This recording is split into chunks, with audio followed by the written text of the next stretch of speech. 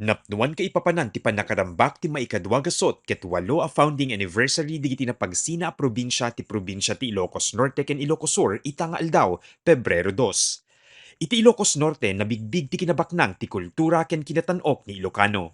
Ti aktibidad ti indauluan ni Governor Cecilia Araneta Marcos ken Vice Governor Matthew Marcos manotok. Kagandang ti selebrasyon ket ti panakaipaay ti naruway a tulong para kadagiti mannalon, mangalap, digiti na dumaduma a barangay ken ahensya iti probinsya. The Office of Civil Defense will donate 1 unit of the pickup to be used by the PDRRMC of the provincial government, along with 800 flashlight, 910 shovels.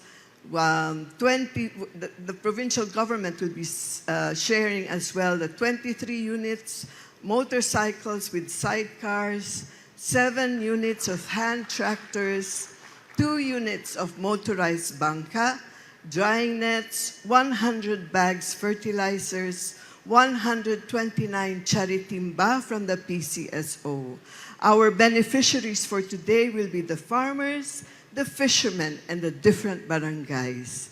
Pinasingkedan ni Governor Marcos ti dakkel a sakripisyo digiti mannalon ken kunana a maibilang da a banwar.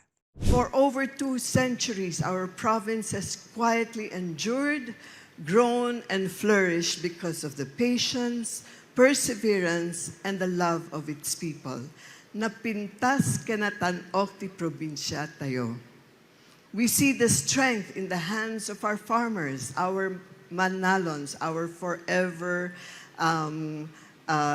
heroes, tending the fields in the courage of our frontliners, protecting our communities, in the dedication of our workers, and in the bright dreams of our agtutubo.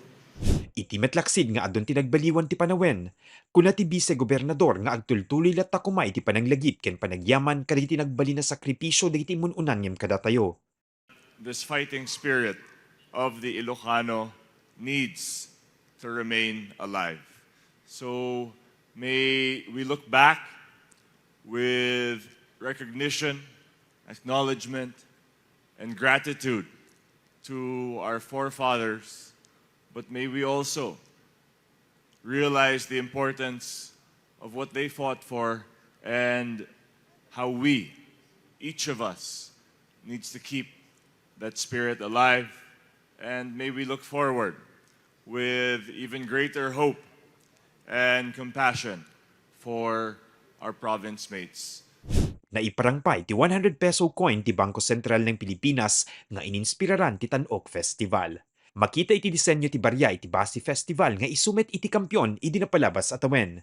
Paset daytoy iti 100 peso commemorative coin series iti Bangko Sentral ng Pilipinas ken 3,000 a pidaso laeng tinaaramid. Kabayatan na naragsakmet a sinarabo digiti umili ken bisita ti opisyal apan nakalukat ti Ilocos Sur Festival 2026. Ti maibilang akaeng grande na fiesta iti probinsya, kagendan metlaeng di panakarambak ti Maika-208th founding anniversary ti probinsya.